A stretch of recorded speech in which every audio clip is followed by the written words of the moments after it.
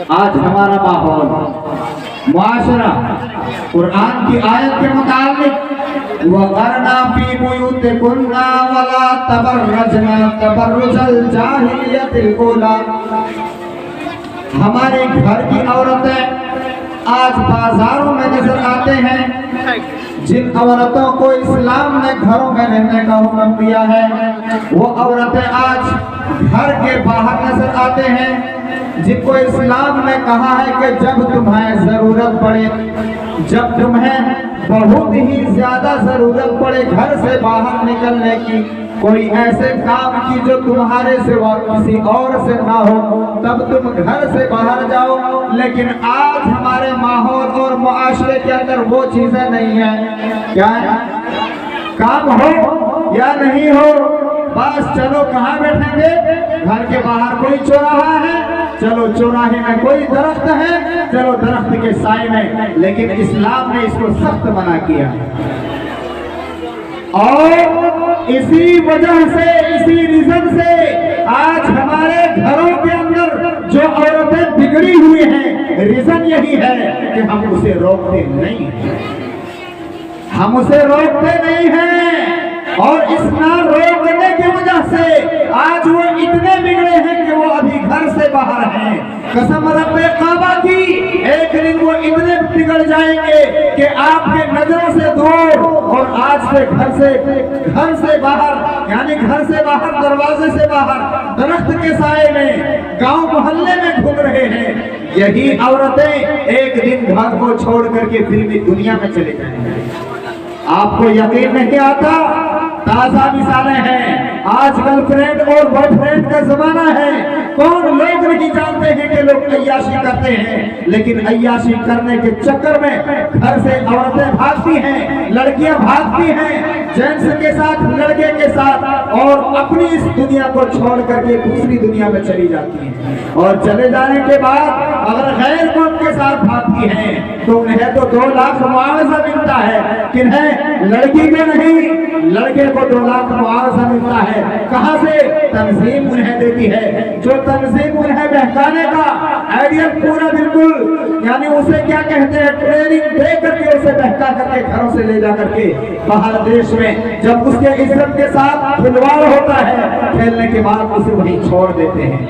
और छोड़ने के बाद नतीजा यह होता है, ना वो औरत घर की रहती है, ना वो औरत हाट की रहती है, ना कहीं मुंह दिखाने के काबिल रहती है, ना अपने मुआशरे के अंदर जी सकती है, ना अपने माहौल के अंदर जी सकती है, ना वो लौट करके घर आ सकती है।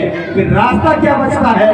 या तो खुदकुशी कर लो, उसके अलावा कोई रास्ता नहीं, उसके अलावा कोई रास्ता नहीं। कुरान ने इसको साफ लफ्जों में कहा है, वक़रना फी बुयूतिकुन्ना, कि ए औरतें तुम अपनी घरों के अंदर रहो। वक़रना फी बुयूतिकुन्ना वला तबर्रजना तबर्रुजल जाहिलियतिल ऊला, और जब जरूरत पड़े, इस तरह जरूरत पड़े कि तुम्हारे सिवा, तुम्हारे अलावा किसी और से वो काम नहीं हो रहा है, तब तुम मार्केट के अंदर जाओ, तब तुम बाजार के अंदर जाओ। लेकिन आज क्या होता है?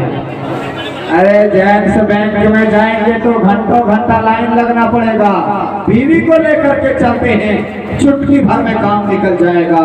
कसम खुदा की जायज नहीं है। कुरान ने जिसको कहा है, एक मिसाल के जरिए समझाऊं कि जिस तरह बताया कि सोनार के यहाँ सभी जाते हैं गहने खरीदने के लिए, एक नक्चन ले लो या एक सिकरी पाया कुछ भी ले लो, जब उसके यहाँ खरीदने के लिए जाओ तो सबसे पहले तो उसके गेट के ऊपर झिझरी लगा हुआ रहेगा, रंग लगा हुआ रहेगा, और वो भी कितना 4-4 इंच में, ताकि कोई हमला करके अंदर ना आए। उसके बाद खुदा न खास्ता अगर किसी को खरीदना ही है, वो अंदर चले भी गए, चले जाने के बाद सोनार से कहेगा मुझे एक नक्चन लेना है, या पायल लेना है, या सिकरी लेना है, जिस चीज की भी जरूरत हो वहां उसे वो कहेगा। वो एक बक्सा खोलेंगे, और उस बक्से के बाद फिर दूसरा बक्सा खोलेंगे, और उस फिर दूसरे बक्से के बाद फिर तीसरा और एक छोटा सा बक्सा खोलेंगे। 3 बक्से के बाद जब तीसरे बक्से को उठाया जाएगा तो उसके अंदर एक डिबिया होगा, और वो डिबिया भी एक कागज के अंदर लिपटा हुआ। उस कागज को खोल के डिबिया को निकालेंगे और उस डिब्बे से फिर उस गहने को निकालेंगे। वो गहने उस वक्त तो वहां भी कागज के अंदर पैक होंगे। ये औरतों के बारे में आता है कि औरतों को इस तरह पर्दे में रहना चाहिए, लेकिन आज की औरतें तो फिल्मी हीरोइन की तरह बाहर डांस करती हैं। अगर कोई कह दे अरे दबलमातुर की जाओ हम रब्बे काबा की कसम है, आज किसी को कहना भी गुनाह पड़ जाता है। किसी को कहने आप जाओ तो आपको बातें ऐसे कहेंगे कि आप लौट कर चले आएंगे। मैं जानता हूं इसका नतीजा मुझे क्या मिलेगा, लेकिन उसका परवाह नहीं है। जब रब्बे यानी काबे के रब हमसे सवाल करेंगे तुम किसी को तूने जो इल्म सीखा था, जो तू जानता था, वो किसी के पास बताया था, किसी को इसके बारे में वसीयत की थी, किसी को कहा था या नहीं कहा था, अल्लाह रब्बुल आलमीन के सामने मुझे जवाब देने की जरूरत नहीं पड़ेगी। जो फरिश्ते दाएं और बाएं कंधे के ऊपर लगे हुए हैं, उन फरिश्तों के अंदर वो तमाम चीजें डायरी के अंदर लिखे हुए होंगे। अल्लाह तबारक व तआला के सामने जवाब देने की जरूरत नहीं पड़ेगी। मैंने दूसरी आयत कुरान करीम से पढ़ा है कि वकरना फी बुयूतिकुन्ना वला तबररजना तबर्रुजल जाहिलियतिल ऊला। उसके अलावा एक हदीस मैंने पढ़ी है, कुल्लुकुम राइन व कुल्लुकुम मस्ऊलिन अन रइयतिही। अगर घर के मर्द या औरत, घर के लड़के या लड़कियां, घर के बच्चे या बच्चियां बिगड़ जाए तो सुन लो, उन बच्चों से बाद में पूछ-गछ होगी, उनसे बाद में पूछा जाएगा। पहले उस घर के वालिदैन से पूछा जाएगा, पहले उस घर के मुखिया और मुखियान से पूछा जाएगा कि तुमने अपने बच्चे को क्या तरबियत दी है, क्या सिखाया है, क्या नहीं सिखाया है। इसके बारे में उस बच्चे से पूछा नहीं जाएगा। हाँ, जब बच्चा 7 साल के बाद, आप 7 साल की उम्र में उसे नमाज की तलकीन करेंगे, 10 साल होते नमाज ना पढ़े, डंडे से पिटाई करके नमाज पढ़वाएंगे। आप खुद नमाज पढ़ेंगे तब तो ये होगा। लेकिन मौलवी साहब हम तो खुद में नमाजी हैं, बच्चे को कैसे डांटेंगे, बच्चों को कैसे कहेंगे। अरे अगर बच्चा से हम कह दे रहे नमाज काहे पढ़ता है, कौन है पढ़ने से आ गई ना सवाल का जवाब। अरे तू नहीं पढ़ता है तो कुछ नहीं होता है, तो हम नहीं पढ़ेंगे तो क्या होगा। इसीलिए कहते हैं पहले बड़का बिगड़ा तब छोटका बिगड़ा, बाद में छोटका बिगड़ता है, पहले बड़का बिगड़ता है। इसलिए सुधरने की पहले छोटका को जरूरत नहीं है, पहले बड़का को सुधरने की जरूरत है।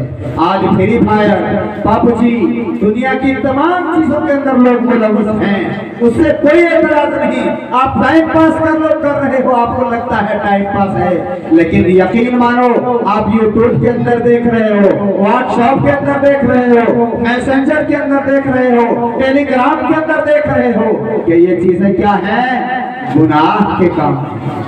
लेकिन जानकर अपना मुंडी कौंच रहे हो। अरे जानकर सुन काट के उसमें मुंडी घुसा रहे हो तो मुंडी किसका करेगा, जो घुसाएगा उसका या जो घर में रहेगा उसका। मेरे इस्लामी भाइयों याद रखो, तकरीर करने वाले बहुत सारे मुकर्रिर हैं, बहुत सारी बातें बताएंगे, लेकिन यकीनन याद रखो अगर बताएंगे तो कुछ होगा नहीं। जब सुन करके इस कान से उड़ा, इसे इधर से उड़ा दिया, कुछ होने वाला नहीं। अमल की जरूरत है। अगर हमारे बच्चे बिगड़ रहे हैं तो तालीम न पाने की वजह से बिगड़ रहे हैं, उसे सही शिक्षा नहीं मिलती है। घर में अगर हम गाना खुद देख रहे हैं, बचवा हमारे सामने बैठा हुआ है और वो भी देख रहा है, पापा देखिए हम उधर, आपको हम देख रहे हैं, जाहिर सी बात है बचवा देखेगा। अब अभी तो एक बचवा है, 2 बचवा हो गया साथ में मिल करके, उसके बाद 3-4 हो गया, एलईडी लग गया और पूरा परिवार, पूरा खानदान मिल करके देख रहा है। भला बताओ बेशरम कौन बनेगा? वही बेशरम बनेगा ना जिसको साथ में लेकर के एलईडी में ढीली दिखा रहे हो। या दूसरा, मेरे इस्लामी भाइयों हम सबको सुधरने की जरूरत है, हम सबको कुरान और हदीस पर अमल करने की जरूरत है। मैंने क्या कहा? कुल्लुकुम राइन व कुल्लुकुम मस्ऊलुन अन रइयतिही। एक लड़की से जना हो जाए या एक लड़का जना कर ले, अभी उसकी शादी नहीं हुई है, अभी शादी नहीं हुई है और वो जना कर ले। अब जना तो कोई ऐसा है कि नहीं, कोई नहीं जानता, अल्हम्दुलिल्लाह सभी जानते हैं, क्योंकि अब यूट्यूब, फेसबुक, व्हाट्सएप, मैसेंजर सब के अंदर देख करके क्या जना है, क्या बदकारी है, क्या बुराई है, क्या रजम है, ये तमाम चीजें सभी जानते हैं। इल्ला माशाअल्लाह कुछ ही लोग हैं पुराने जमाने के जिसके दिमाग में नहीं घुस पाता है, जो नहीं जानते, वरना इस जमाने के डिजिटल जमाने के सभी जानते हैं। तो एक लड़का हो या एक लड़की वो ज़ना कर बैठता है, गुनाह कहा जाता है क्या लड़का और लड़की के ऊपर? अभी उसकी शादी नहीं हुई है, अभी शादी के उम्र को नहीं पहुंचा है, अभी 8 साल का है लड़का भी और 7 साल की लड़की, अभी शादी की उम्र नहीं, अभी और वक्त लगेगा। अब उनसे ज़ना हो जाता है, गुनाह कहाँ जाएगा? उन्होंने वो चीज सीखा कहां से? कभी आपने गौर किया? जरूर उसने कहीं देखा। अब उसने देखा कहां? हम तो रिसर्च कर नहीं सकते, उसे पूछेंगे तो यहाँ जाऊं ताऊ जाऊं सब कुछ पता नहीं, वो तो बोल नहीं पाएगा, लेकिन जरूर उसने कहीं देखा। तब जाकर के इस खतरनाक गुनाह को उन्होंने अंजाम दिया, इस खतरनाक नताइज को उन्होंने कहीं देखा तब अंजाम दिया, ऐसे में अंजाम नहीं दिया। अब अंजाम देने के बाद गुनाह कहा जाता है? गैर शादीशुदा है, शादी की उम्र को पहुंचा नहीं है, गुनाह कहाँ गया? वालिदैन के सर पे, माँ बाप के सर पे। क्यों जाता है? अगर उस बच्चे के अंदर सही तालीम और तरबियत होती, बुराई के अंदर नहीं डूबता। आज क्या होता है आज के जमाने में? अभी बच्चा बोलने लगा, थोड़ा चलने लगा, स्कूल भी जाने लगा, पहला क्लास, दूसरा क्लास, कौन से खो नहीं आता है, 8वां क्लास चला गया, पापा मोबाइल ले सर्वा खटते खटते पूरा परेशान ही नहीं, हम अबरवा ले दो तबे स्कूल की। आप बाप तो मजबूर है, अगर ले नहीं देते हैं तो बच्चा स्कूल नहीं जाता। चलो कुछ जानता है नहीं जानता है, लेकिन अगर मोबाइल ले देंगे कम से कम स्कूल जाएगा तो कुछ तो सीखेगा। ये सोच करके बाप खून पसीना कमा करके बच्चे को एक मोबाइल टूटा फूटा हो या 3-4 हजार का हो, सेकेंड हैंड हो, कहीं से भी हो, लेकर के बच्चे के हाथ में थमा देता है। बाप क्या सोचता है? बच्चे को हमने इस्लाह की, कोकरो घर टीवी देखे न जीते, हमरे घर आ रहता है, हमको भी रहता है, कुछ काम लगता है। ये होता है, कहीं बुलाने जाना नहीं पड़ेगा, मोबाइलवा देखेगा, घरे में रहेगा, लेकिन मोबाइलवा देख के कितना खराब होगा ये मालूम नहीं है। आओ उसकी खराबी यही है कि वो 7 साल का और 8 साल का जो ज़ना हुआ यहीं से हुआ। आज के जमाने में कौन नहीं जानता है कि इंग्लिश क्या होता है? अब मोबाइल के अंदर A to Z, A से Z तक लिखो तो कुछ से कुछ आ जाता है, तो कुछ भी बोल करके कुछ मंगा ही लेता है। अब देख करके बचवा स्कूल क्या जाएगा? स्कूल चार्ज करके भेजा, स्कूल गया, किताब को किनारे रखा, किताब ही को सीट बनाया और आराम से बैठ गया, और बैठने के बाद क्या होने लगा? ढिचुक ढिचुक बैठना स्टार्ट। पढ़ के आया, और हम पढ़े गए, हम पढ़े गए, अब पढ़ के आया, अब वो तो मास्टर से पूछेगा नहीं या मौलवी से तो पूछेगा नहीं, मौलवी साहब मेरा बच्चा गया था कि नहीं गया था। हाँ, किताब लेके घर से निकला है तो मस्जिद या स्कूल तो 100% पहुंचा होगा, लेकिन बच्चा पीछे में मोबाइल देख देख करके बैठा हुआ है। बुराई यहीं से जन्म लेती है, और मोबाइल अभी देखना शुरू किया है, अब देखने के बाद पबजी क्या है वो भी लोड कर लेगा, फ्री फायर क्या है वो भी लोड कर लेगा, लेकिन उसके मोबाइल के ऊपर कोई दीनी बातें लोड नहीं होगा, क्योंकि उन्होंने दीन को जाना ही।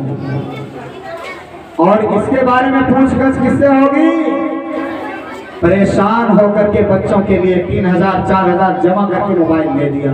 जिम्मेदारी लेना अगर बाप का था तो यूं समझ लो कि उसके गुनाह की जिम्मेदारी भी बाप का। बाप भी साथ में गुनहगार है। मसलन हमने किसी को बुरे लक़ब से पुकारा, या हमने किसी को व्हाट्सएप के अंदर गाना भेजा। अब गाने वाले ने तो गा दिया है, वो तो गुनहगार है। मैंने सुना और मैंने सुन करके दूसरे के मोबाइल में भेज दिया। अब उसने भी सुना, अब उसने दूसरे पे भेजा, अब उसने फिर तीसरे पे भेजा, यानी कनेक्ट हो गए 5। अब जहां तक जा रहा है, भेजा मैंने है, उन तमाम का गुनाह तो हो भी रहा है, लेकिन साथ में मुझे भी मिल रहा है।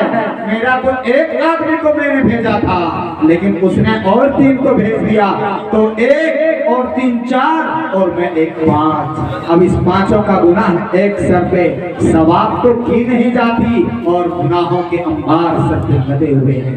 भला बताओ, कुरान कहता है कि अल्लाह रब्बुल आलमीन कहेगा, इकरा किताबक कफा बिनफ्सिकल यौमा अलैका हसीबा।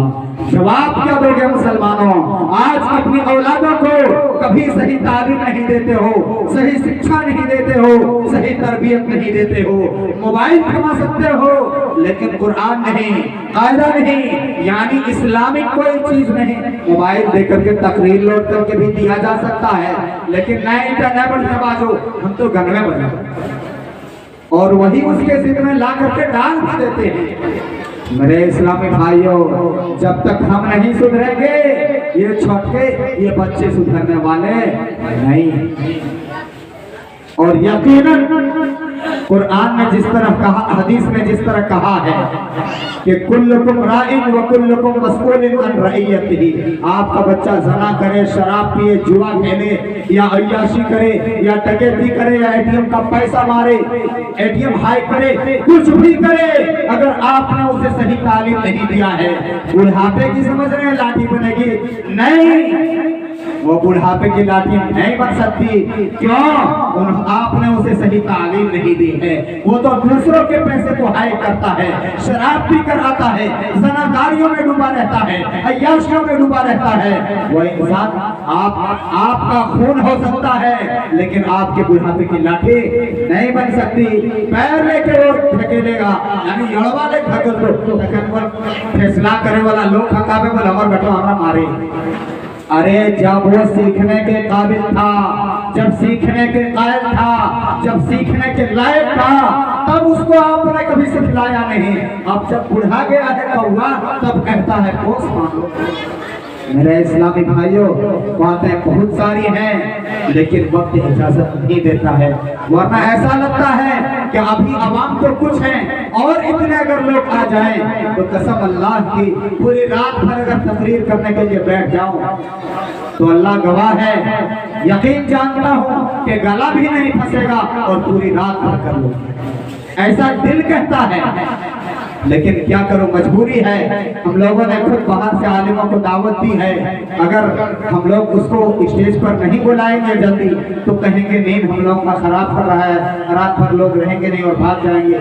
इसलिए हमें जरूरत है कि वक़रना फी बुयूतिकुन्ना वला तबर्रजना तबर्रुजल जाहिलियतिल ऊला। ए मेरी माएँ, ए मेरी बहनें, कान खोल करके सुनो, कुरान कहता है कि आपको घर से निकलने की जरूरत ही नहीं। अगर जरूरत पड़ेगी तो बहुत ही ज्यादा, अगर ऐसी नौबत आ गई कि आपके बगैर गए, आपके बगैर निकलने से काम नहीं हो रहा है, तब आप घर से बाहर निकले। वरना बाजार मिर्ची लेने गए, तभी आप टमाटर लेने गए, तभी आप साग लेने गए, तभी आप इन तमाम चीजों के लिए औरतों को बाहर निकलने की इजाजत नहीं है, इस्लाम ने नहीं दिया है। अब कहेंगे वो मुल्कियां तकरीबा करके कि हमारा गाना सदियों मुल्कियां लेते हैं, ऐसा नहीं है। हमारा काम बतलाना है।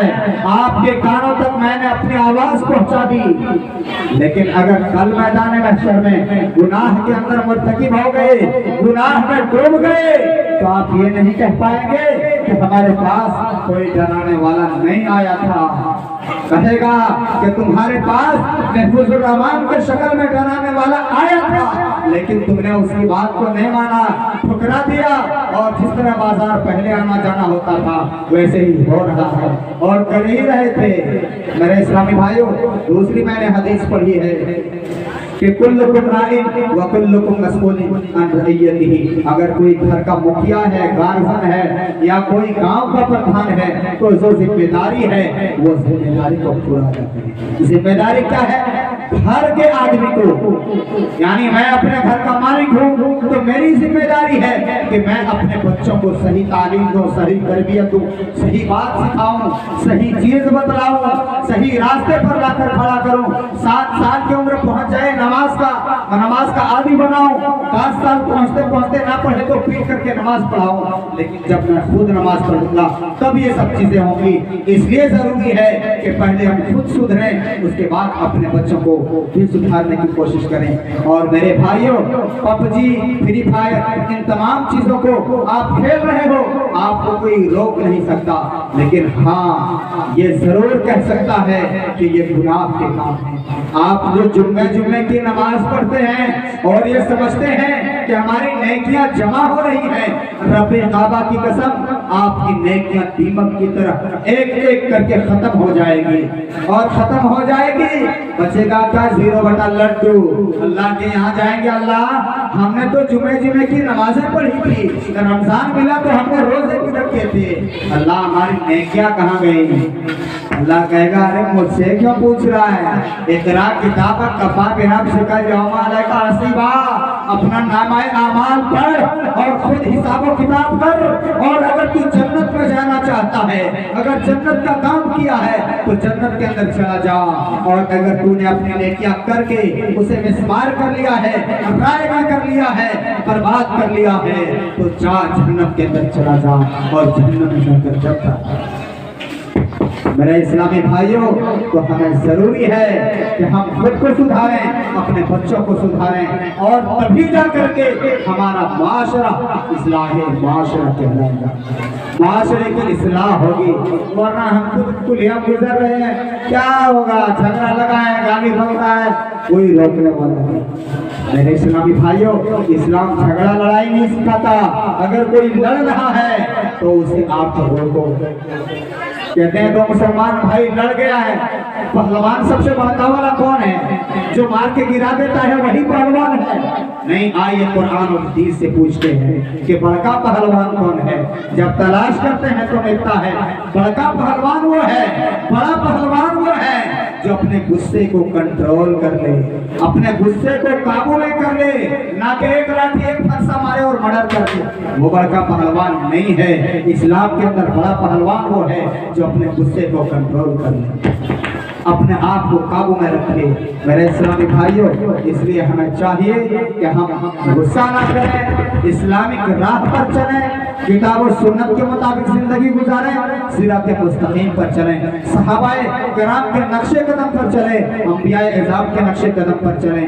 अंबिया व सलाहा ने जो रास्ते हमें दिए हैं उन रास्तों के ऊपर चलें। अल्लाह रब्बुल आलमीन से दुआ हूँ कि बारे अल्लाह हम तमाम मुसलमानों को सही मानों में किताब और सुन्नत के मुताबिक जिंदगी गुजारने की तौफीक अता फरमाए।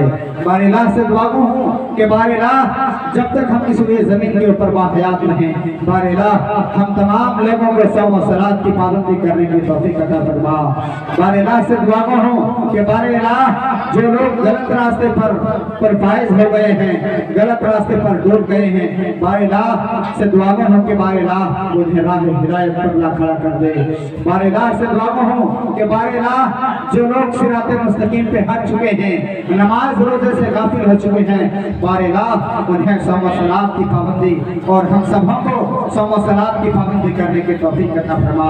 ग़ीबत, चुगली, बुराई, ज़नाकारी, अय्याशी, इन तमाम गुनाहों से हम तमाम सबों को बचने की तौफीक अता फरमा। बारे अल्लाह से दुआ हूँ कि बारे अल्लाह जो बीमार हैं उन्हें शिफाए कामिला व आजिला अता फरमा, और जो तंदुरुस्त हैं बारे अल्लाह उन्हें तंदुरुस्ती अता फरमा, सेहतमंद अता फरमा और नमाज पढ़ने की तौफीक दे। बारे अल्लाह से दुआ हूँ कि बारे अल्लाह जब तक तू हयात रख, ला इलाहा इल्लल्लाह पर कायम रख, और जब खात्मा हो तो ईमान बिल खैर पर हो। आमीन। व आखिर दावाने अनिल हम्दुलिल्लाहि रब्बिल आलमीन। वस्सलामु अलैकुम व रहमतुल्लाहि व बरकातुहू।